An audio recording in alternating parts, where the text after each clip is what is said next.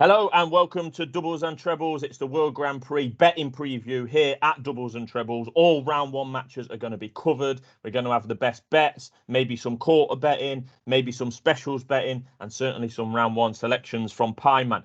Just a couple of comments on the draw generally before we get stuck in. Pieman did a great job of the live reaction to the draw the other day on Monday night, so check that video out as well. And thanks for those that posted questions. I wasn't on, so a couple of points, Pieman.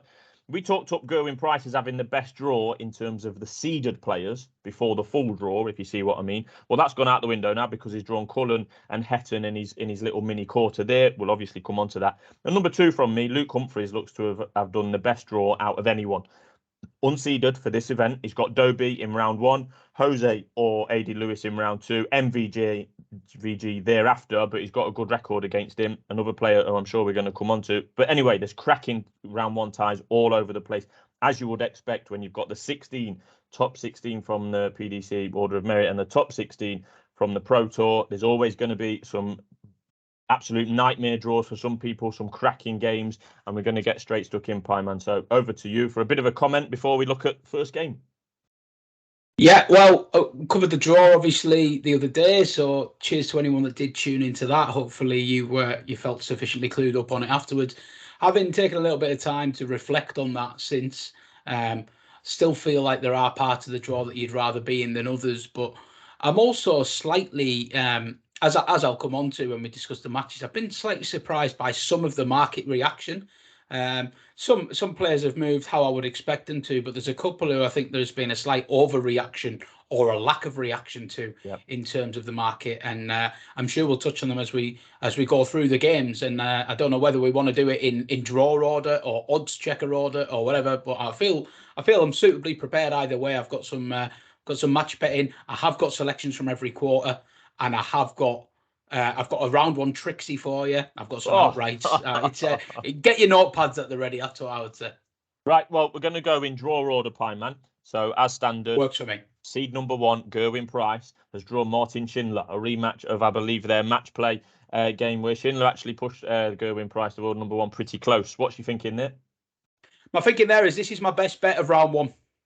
Yeah, straight in. Best bet of round one. Straight in. I think this is.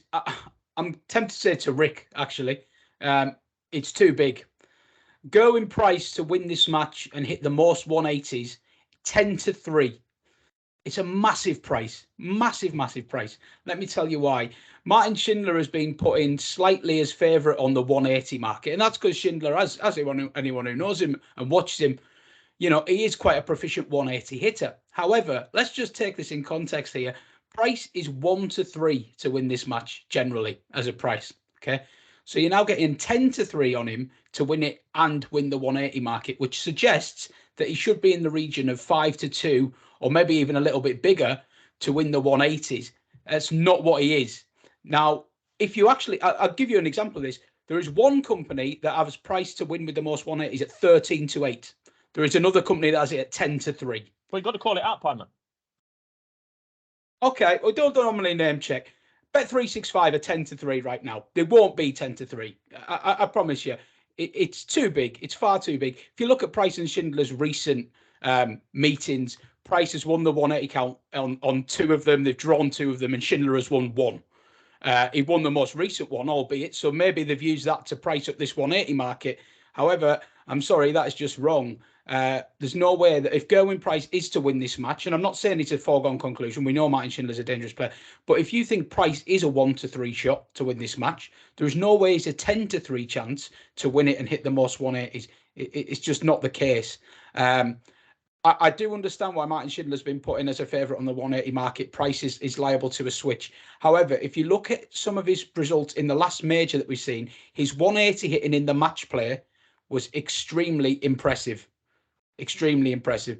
And I also have reservations over whether Martin Schindler can transform his floor game onto a major TV tournament against Gerwyn Price over a sustained period. I'm not saying that this is the bet that's definitely going to win. I'm saying that it's the best value price for what it should be. I've got it closer to around a 7-4 chance. It's 10-3. You've got to play it for value. Right, that will be in the description. Also, with the same supplier, Pieman, the match treble, win the match, most 180s and highest checkout is 11-2.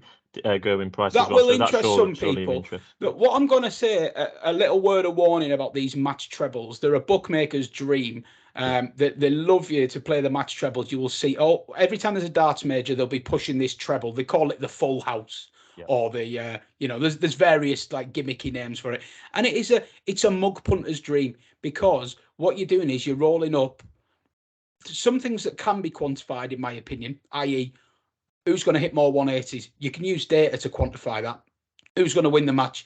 I can use data to quantify that as well. What I can't use data to quantify is who's going to hit the highest checkout, because these are PDC professionals. You're basically tossing a coin and not doubling your odds a lot of the time. So for me, it's horrific value. The only time I would sometimes play the match treble is if I'm already playing them on the single and the double, and I think, you know what, it's such good value, I'm going to have a little fun go on the treble. You should not be touching these match trebles as a main bet, would be my advice, because you're basically factoring in a coin toss, and any value you have identified, you may well get beat just by bad luck, i.e. someone could smash someone up and the opponent just happens to check out a 1-5-6 in the one leg that they win. Everyone in this tournament's capable of doing that, and you've thrown your value away. So I would avoid them. I have put a match treble up in one game, which we'll come to. Right, so Gerwyn Price on Pieman thinks he's going to play Joe Cullen or Damon Heta in round number 2. That is an awful draw for both of them, but for the fans, a cracker.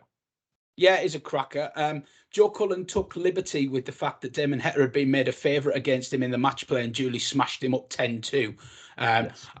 So I seem to remember you flagging on Twitter that Damon Heta was going off favourite for that match, actually. And it was quite, I mentioned it on the live stream, quite a landmark moment in terms of what Heta had achieved, that he was being priced up to be favourite against the Premier League, nearly the Premier League winner, Masters champion, and multiple Pro Tour winner, Joe Cullen, who's gone on to win Euro Tour recently as well. So Joe Cullen, we're not messing around here, he's a top-notch player. Heta will go off odds against on this occasion because of that 10-2 beating. It's a short format, first to 2 sets. I wouldn't be calling this. It's a no bet for me. I can understand some people going with the outsider in these kind of contests. I think Damo's got a good chance of reversing the form with Joe, but I wouldn't be messing around betting on it. I'd just be sitting back and enjoying it. Yeah, it's basically 5-6 Cullen, 11-10 Heta. I think that's about right. Yeah, we've mentioned Heta would have been disappointed in going out so tamely in that first round of the last tournament, the match play, and this is his first opportunity in a big major to put that to bed against a player that did him last time. Right, swiftly moving on, Pieman. Rob Cross, the 8th seed against Daryl Gurney. I know we've both put up Rob Cross last week at 33s. He was actually 40 earlier in the week. I think he is actually still 40 He's still now, 40, which is a standout 40 with a supplier already mentioned on this video and the sponsor, to be fair to him. But yeah, we really like that. I think he'll have enough to beat Gurney for sure. Yeah, I do as well. If I wasn't already putting up Cross as an outright selection, and I fancy him in the quarter betting, unsurprisingly, then I would maybe play this match. You could maybe play the 2-0. But look, I wouldn't disrespect Daryl Gurney too much. I think it's a good draw for Cross. I think he'll win it. But I've been tripped up by Daryl Gurney before. I try not to underestimate him too much. He is capable of throwing in the odd great performance, and he's got pedigree here. Former finalist, I believe. So look, I'm not going to knock him, but I think it's a good draw for Cross, and a good draw for Cross backers, really, because the game he's going to play in the second round, if he does get through, is also one of the more winnable looking second round ties, shall we say. Yeah, Cross is 4-7, Gurney is 5-4, and the winner of that will play the winner of Ryan Searle against Madar's Razma. Razma's nearly 2-1 for that, and Ryan Searle is around 8-15 for that. So yeah, I quite fancy Searle. He has been quiet this year on record as saying that, but I do think class is permanent and he loves double top. Yeah, it's a perfect tournament for Ryan Searle, isn't it? And to be honest, like yourself, I wouldn't have needed much encouragement to get with him and back him, even back him in the quarter market potentially if he was in a little bit better form. But I'm just concerned with his recent form. He's not been doing it on the floor all the Euro Tour for the last 2 or 3 months. And I just wanted to see like a flicker of the old Searle from earlier in the year or last year when he was, 100+ averages on a regular basis, winning floor events. And look, it's the format for him to refine his best form. But I was actually, I don't do this lightly, but I do think Rasmus is getting towards a big price because of Searle's form. It's a short format. Rasmus, he's been a Pro Tour finalist himself, always outruns his odds on the Euro Tour. He's not a very fashionable player, I suppose, and he's maybe not very likable because of his use of the 19s, and he doesn't look the most aesthetically pleasing the way he throws, but he's quite quietly effective, and he piles in 1-3-3s and 1-7-1s, and if it's the Searle that we've seen in the last month, I think he's vulnerable here. I could see the 2-1 being of appeal, but it's probably not one for me. What double will Rasmus start on, Pieman? Oh, that's a good question. You should know the answer. For someone who, he got a few. For someone who surprisingly doesn't play the treble 20s, he's quite a good tops hitter. So we might see this bizarre situation where he goes off tops and then goes straight down to the 19s. But he's an unusual player, Sometimes if the 19s aren't working as he likes, he can go up to tops and hit 180s. And one really intriguing thing about a Madars Rasmus match, and you can go and have a look for this for yourself, it's often a value angle, is that he'll be so hugely priced in the 180 market because he uses them 19s. But if you go look at his Pro Tour games, he does sometimes win the 180 count because he can go up and hit a 180. He is capable. It's probably not a bet that you want to play for entertainment because he's not going to start on the 20s that much. You'll get very frustrated very quickly. Yeah. But he is capable. He often gets put in as like a 6 or 7 to 1 rag in the 180 market, which is, it's interesting. Right, 8 players have been covered there, 4 games. Are you having a quarter bet in that quarter, Pieman, quarter number 1? Yeah, definitely. Rob Cross is a best price 6 to 1. I believe that's with Boyle Sports to win the quarter. Sponsors putting up some good markets and good value. So credit to them for that. Yeah, I just think that's the bet because I think, he's rightfully a short price to beat Gurney. As I say, I've got concerns over Ryan Searle's form, or he would have been an informed Ryan Searle would have been a concern. But as he is, I'm happy to take him on. And that basically brings him into a straight shootout. So if he gets to that point, he'd be playing a good player. Won a prize Cullen or Hector, but you'd be on him at 6 to 1 to win that match. So if you think he's going to get through those first 2 games, you've got to play that 6 to 1. Yep, I like it. Right, on to quarter 2. Seed number 4, Michael Smith has drawn Nathan Aspinall. I think these two have played each other recently as well. 2 really likeable players, to be honest. Yeah, and again, it's a no bet for me. You probably notice a pattern that I'm avoiding the games with the big hitting, where the 2 big hitters have been drawn against each other, just because it's the short format and they're very much capable of beating each other. And I also don't really want to dabble too much on 180 markets with these kind of players, because Michael Smith is the kind of player that could hit no 180s or 8 180s. So I don't want to be messing around with that when you're talking to markets that are priced at around even money here. And I think it is a coin toss with these kind of players at times. I actually have to say that this is the kind of game in the past where I maybe would have been fancying Aspinall, but I've just got a bit of a feeling Smith might, with his winning exploits over the summer, winning them 4 or 5 tournaments in a short spell, might stand him in good stead for this game. And I don't know. I've got a funny feeling Michael Smith might have too much for Asp here. Yeah, it's 8 to 11 Smith, 13 to 10 Aspinall. I think that is about right. Yeah. Swiftly moving on. Danny Noppert and Gabe Clemens will play the winner of either Smith or Aspinall. Clemens, I know who you love, and was in decent form over the weekend. Yeah, it's about time. He's had a dire 18 months, but but he seems back to near his best. Clemens was in the latter stages in Belgium, looked like a likely winner at one stage, to be honest, but couldn't quite get over the line in his, I think it was a semi-final he fell at, might have been the quarters. Look, I'm just disappointed that he's drawn Danny Noppert. I think Danny Noppert's absolutely rock solid, as we will touch on later in this video. But yeah, obviously the recent showing from Clemens would give his backers hope. But I can't get with him because I think Noppert is rock solid. I'll skip ahead a little bit and say that Noppert features in my outrights as well. Should Noppert be as short as 1 to 3 though, Pieman? I know he's solid. I think he's solid, but Clement 5 to 2 seems a 5 to 2. As you keep saying, the short format. Should anyone really be 5 to 2 in this first round? I think you can easily make a case for Gabriel Clemens being value at 5 to 2. It's just not one for me to play because I don't want to be against Noppert.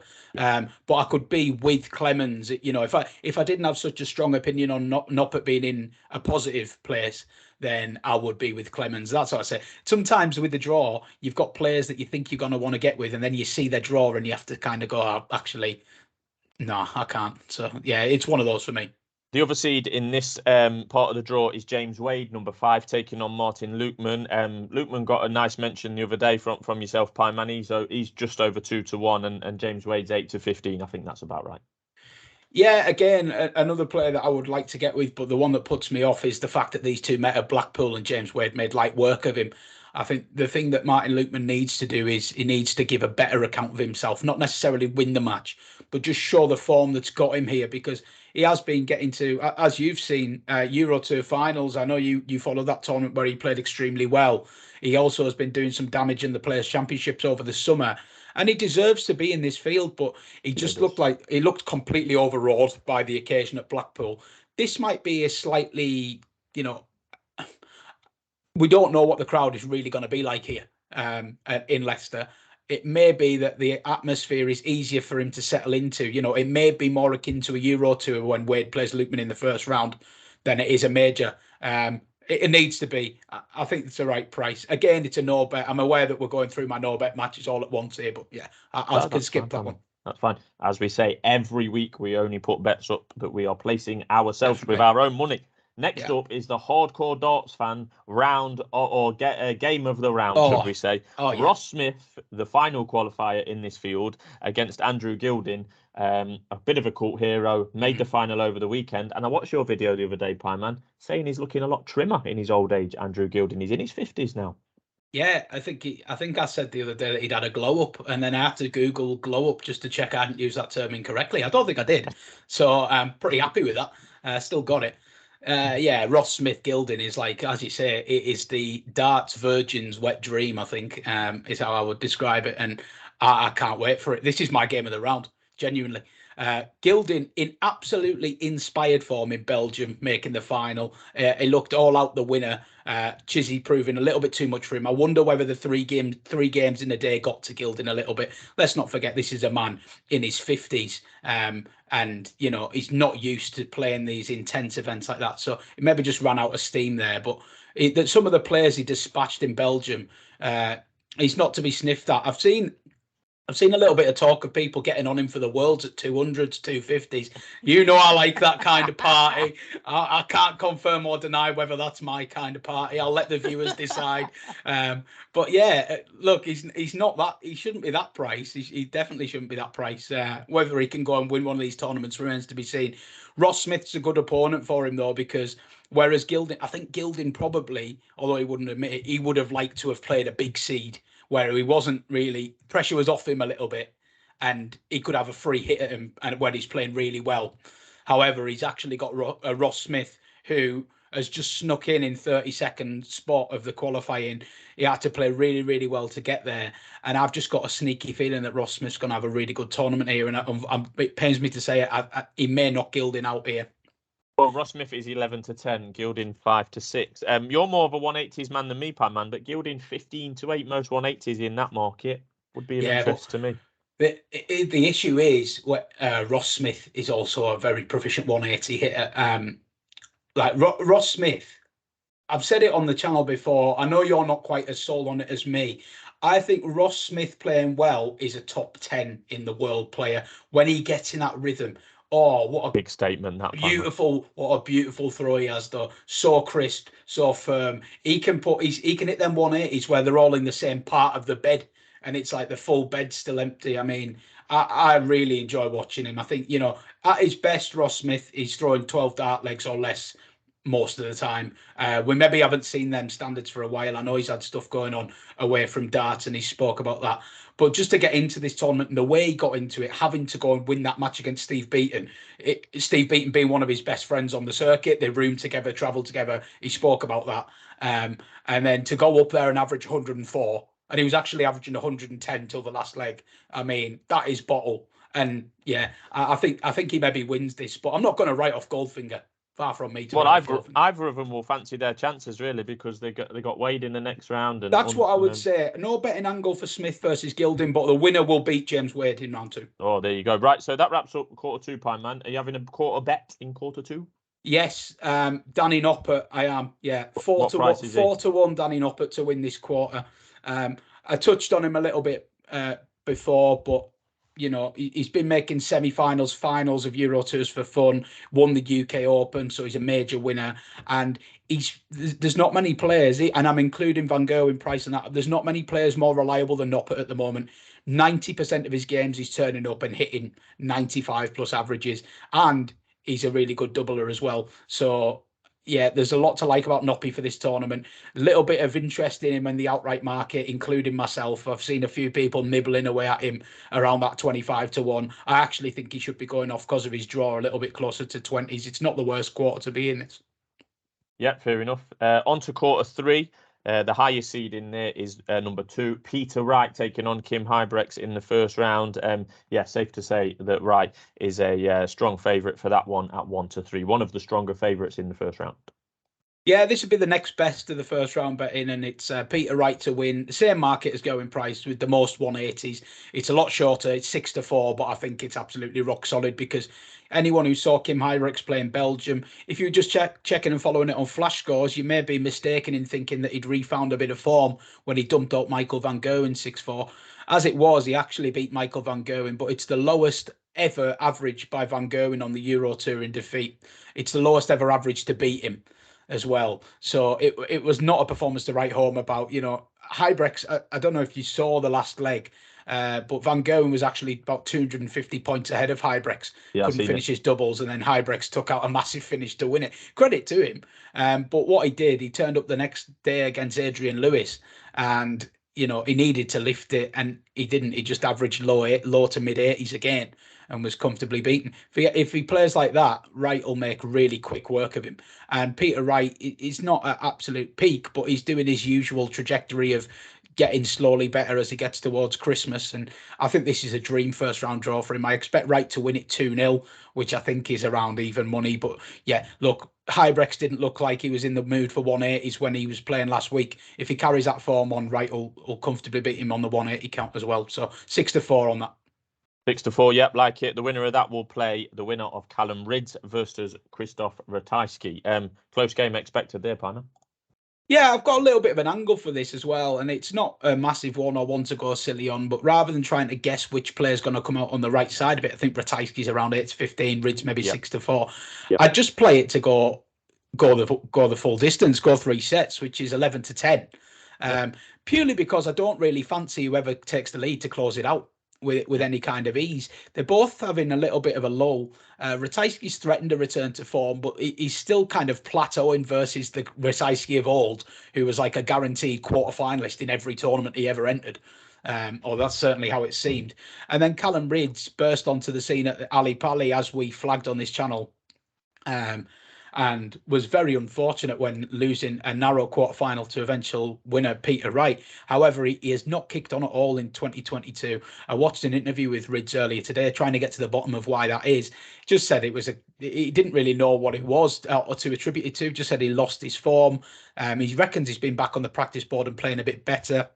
So that's encouraging. He's a very fun player to watch when he's playing well. However, he did in the match play get smashed up by Dimitri van den Bergh 10-2. That can happen, but I'm always a little bit alarmed when a player like Ridz gets smashed like that, because he should have that scoring. And you know, that had obviously failed him in that match.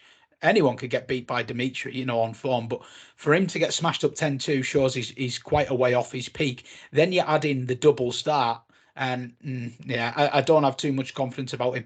But as I say, trappy game, so I could see it going 2-1 either way, and 11-10 for it to go 3 sets is interesting. Yeah, lovely. Next, we've got the number 7 seed, the most falsely seeded player or ranked player in the history of the PDC, Jonny Clayton against Dirk van Duijvenbode, an absolute belter. I know you've got an angle on this. Do you want to go first? Because I ain't got an angle as such.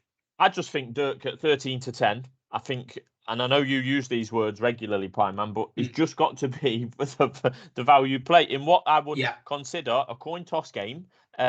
You're getting 13-10 about one side of the coin and 8-11 about the other. I couldn't give you a masterful opinion or breakdown either way. They're both two very, very capable players. One of them won last year, and the year before, the other one made the final. They obviously like this. They like this format. I would say that Clayton, we've said a few times, has been reasonably quiet in 2022 versus 2021. Still very good, but not quite the heights of 2021 and the back end of 2020. And Dirk's on the up, and I think he's been in really, really good form recently. And I think the 13-10, you just sit back and watch the game. And if you do your money, you'll have watched a good game, and I think it'll be close. Yeah, I can see that. I can see that completely. I think there'll be a few people back at Dirk at 13-10. He might go off a little bit shorter. The early money came for Clayton when the market opened, just a little bit. But no, I think it may correct a little bit closer to the off. He may go off a little bit more close to 11-10. As you said, great game, close game. Two of the best players in the world at the moment. Whoever goes out is going to be a bit unlucky, aren't they? But this is just a bad section of the draw, full stop. One thing I will say about Johnny Clayton, I know he's had a terrible draw, right? But if you are of the opinion that an informed Johnny Clayton is virtually of the level of Gerwyn, Price, MVG, and Peter Wright, which I personally think he's shown over the last 18 months, 2 years, then there's no way he should have drifted out on the basis of a draw from around 7 or 8 to 1. He's now 14 to 1 with one supplier. That's getting to the point where I want to back him just to make a point. You know what I mean? He's not a 14 to 1 runner, I don't think. I mean, this is the reigning champion of this tournament. He's back in form, as we've seen in the last month. Now, I think, rightly or wrongly, he's going off odds on against Dirk here. He'd go odds on against the winner of his next match. I know it's not going to be long odds on, but he would be odds on again. And frankly, once Clayton gets into the quarters, even when he's playing Price and the likes, he's not going to be much above 5-4 and stuff. So that 14 to 1's getting to the point of it could easily be bigger than his roll-up price on the singles. I think there's just been a big reaction to him. Oh, he's had a terrible draw. No one wants to back him. They're kind of dangling the carrot out. But maybe we are just at a dangerous point of underestimating Johnny Clayton a little bit. He may be set to deliver us a timely reminder, but you're right, this is a great game, and I wouldn't have a strong opinion, but I couldn't put you off your angle. Yeah, I think you've called that perfectly in regards to Clayton's price, Pieman, and it was all about price, and he's double the price that he was on last Thursday when we spoke. You spoke directly after the draw on Monday. He's had some of our viewers won't get this. I know you do. I wouldn't go near him at 8 to 1, but at 14 to 1. Yeah, I would. I'm nearly backing him. If he goes to 16, I will, and that's just how I see it and operate. It's not for everyone. If he beats Dirk, he'll be 5 to 1. Yeah, exactly. Regardless of what Peter Wright does, he'll be 5 to 1, if not 4 to 1. Exactly. So, he's like 10 to 3, best price 7 to 2, I think, to win this quarter. If he's in the semi-finals, it's going to be like 9 to 4 to win the tournament. So it's getting too big. The winner of the tie of the round will face either Dimitri Vandenberg or Dave Chisnell. I know you'll have plenty of thoughts on this one, Pieman. Well, I've got plenty of thoughts, but I've got no conviction in telling you who's going to win. Dimitri Vandenberg is the more reliable man, I would say, in these kind of matches, but not recently. Dave Chisnell's been the more reliable man recently. And if you had a gun to my head now, I would say Chizzy will win this game. My obvious, I'm sure a lot of other people would think the same when you hear these two names. My obvious angle in was 180s. However, the 180s have been priced accordingly. These two could quite easily pepper the 180s in for 3 sets. But then I have to just rein myself in and remind myself it is only 3 sets. It could be over very quickly. You could be looking at 8 legs or less. Yeah. So if you're backing over 5, over 6 180s, you're basically needing a max a leg, which, don't get me wrong, these two are very capable of. But would I want to be needing a max a leg at even money? Nah, not for me. So, sorry to be boring again. It's a no bet. But if you want my opinion, I think Chizzy beats him. One of 3 or 4 games in the first round that are basically 50-50 on the odds. And you've got Dimitri as a very, very slight favourite and Chisnell at even money best price. So that's the quarter 3, Pieman. Are you a Clayton backer in the quarters market, or are you leaving this one alone? Or well, I am now. He's getting out to 7 to 2. I haven't pulled the trigger, but I would be tempted. I'd be very tempted. I think that's getting really big for what is a genuinely world class player. But yeah, not pulled the trigger just yet.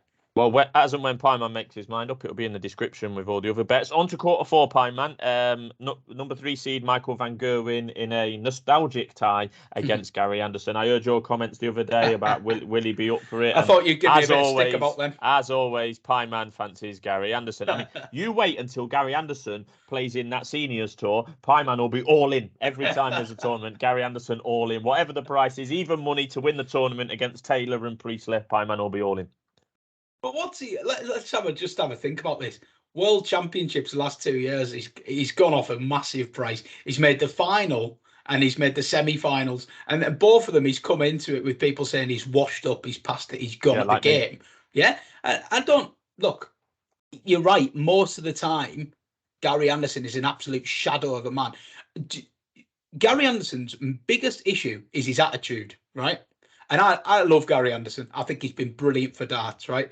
But the only difference between Gary Anderson and some of these other old boys who are still doing it more regularly, his attitude. Darts is not his priority anymore. It's family, it's chilling out, social. Dart is the money maker, right? Now, I saw Matt Edgar do a video pretty recently where he said that he thinks this would be Gary Anderson's last World Grand Prix because he's going to, if he continues to have a bad year, he's going to drop out the last top 16 and won't get back in via the Pro Tour. So I understand that logic.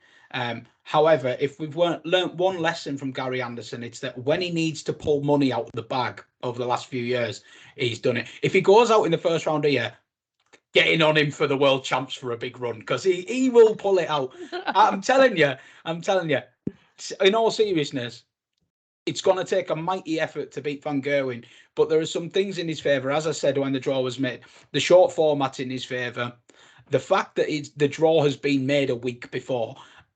Let me tell you, Gary Anderson is smashing that practice board right now. He would love nothing more than to beat Van Gerwen and do an interview with Wayne Mardle on the stage after saying everyone said I was finished, and then go out in the next round. But he doesn't care because he's beat Van Gerwen, and that I can see that kind of happening. I think I'm maybe convincing myself. So whether I actually play, I don't know.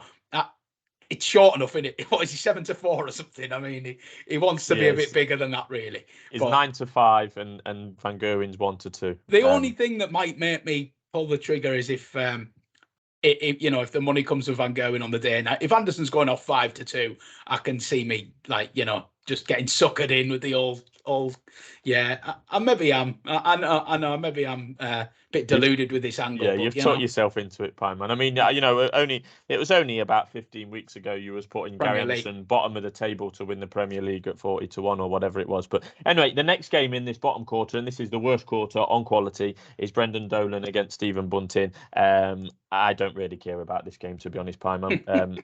Bunting has just refused to kick on, in my opinion. He was great at the Worlds a couple of years ago in lockdown, but he just doesn't kick on. It's 4-5 Bunting, 21-20 Dolan. Nothing game for me. Well, just hold that thought on Stephen Bunting, because he hasn't shown a lot in recent months. I'll agree with you there. Disappointing at the World Match Play when he went out to Krzysztof Ratajski. I was losing faith on him. Then last week, he whitewashed Callan Rydz, averaging 105. And it was just a little reminder that we haven't seen much of Stephen Bunting in the last couple of months. But I think what we should have learned from history is that sometimes when you forget about Stephen Bunting is when he can do something special. I know he had that run to the World semi-finals only a couple of years ago. And we were waxing lyrical about him. Could this be the kickstart of his career? Could he? And it hasn't been. But he's a very dangerous man to write off. Brendan Dolan, also a former winner of this, bizarrely, former finalist, and he hit that 9 darter, i.e. the history maker nickname. So he loves this tournament. Brendan's gone very public on how much he's been hammering the practice board in preparation for the Grand Prix, which he calls his favourite tournament. Stephen Bunting's averaging 104. So I'm not just going to put a line through it and say it's going to be a crap game. I agree it doesn't have the sex appeal of some of these other games. What I am going to do is SkyBet have got an alternative 180s. Right. And I do think there's a danger that sometimes we look at a game, compare it to others in terms of the names on show, and just underestimate the quality of it. 5 180s in this match is 2-1. 6 180s in this match is 4-1. I'm not saying to go silly on it, but definitely not. Definitely not. This could easily have no 180s.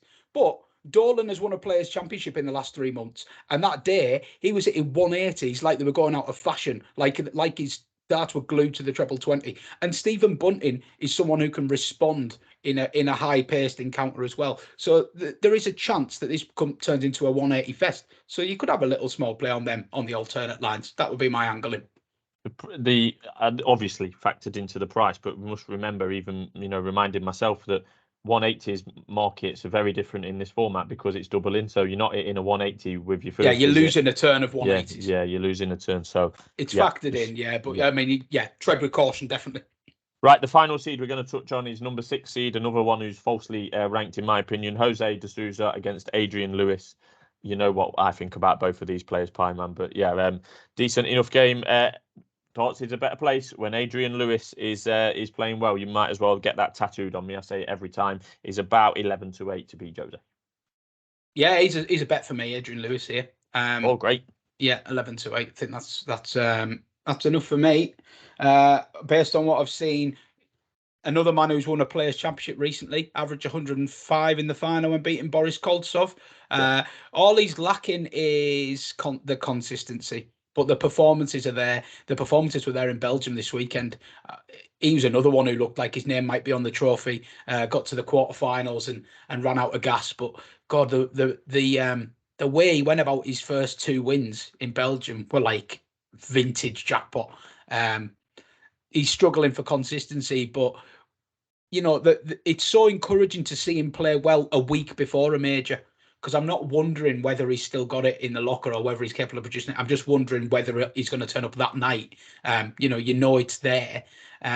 He knows he'll need his best against Jose potentially, although Jose's had a weird year, hasn't he? Like better form in the last couple of months, but still an unreliable type. And that's enough for me to want to be with Lewis at 11-8. You could also play, I wouldn't play the 180s here outright, but, I said there was one game where that match treble maybe interested me just because of the size of the price. Adrian Lewis on the match treble here is 17-2, which basically, if Adrian Lewis turns up and plays like he did in Belgium, that's a big price.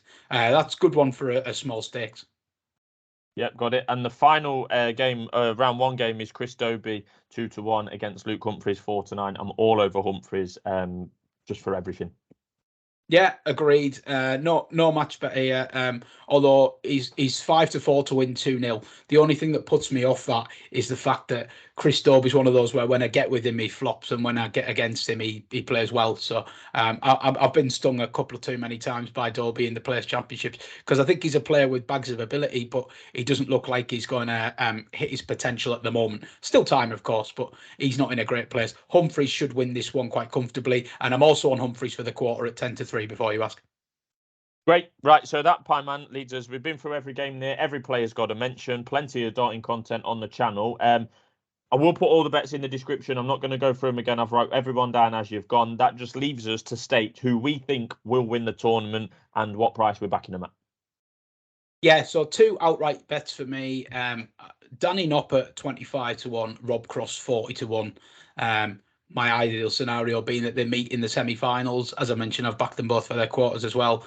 I think Cross, when the draw came out, he was 33 across the board with those who'd gone up early. Some cut him to 20. I'm really surprised that some have pushed him to 40. To be honest, it's too big. I'm not afraid to take on Gerwyn Price because as good as he is later in tournaments, he can be pretty mediocre early in tournaments. And I think Cross has had a really nice draw, as I mentioned, with Gurney, then the winner of Searle versus Razma. I expect him to be in the quarterfinals. So that 6-1 on him to win the quarter is a great value bet. And I think 40-1 outright is good. And Danny Noppert, just for all the reasons I've said previously, major winner, getting better on the time, upward trajectory, so consistent, good doubler and relentless scorer. So much to like about him, 25-1. I think you get a run for it. Yep, nice. I'm on Luke Humphries to win the tournament 14-1, and I agree with you on Rob Cross. We've already been in agreement on that for over a week. The draw has only strengthened our opinion on that, but yet the price has got bigger. It's at 40-1 now. So got to back it again, haven't you? Yeah, so I think Cross will get the job done against Gurney, then Razma also, and then he's playing one of the big boys, and you're on at a big price at 40-1. I think Luke Humphries has had a dream draw, and he doesn't fear Michael van Gerwen on the big stage, and that's who he's likely to face in the quarterfinal. one side note from me in the quarter betting, two that I didn't mention for the at longer prices, and they're not my first selections, but I think you can get 12 to 1 on Ross Smith to win his quarter and 14 to 1 on Adrian Lewis to win his quarter. If somebody's looking for something at a little bit of a bigger price that they might get a run for the money with, there'd be two I would look at. Okay, great. Well, they'll all be in the description, Pieman. So a good run through there. Let us know your thoughts in the comments and your best bets, but plenty to get stuck into. And we are loving the dots here on Doubles and Trebles.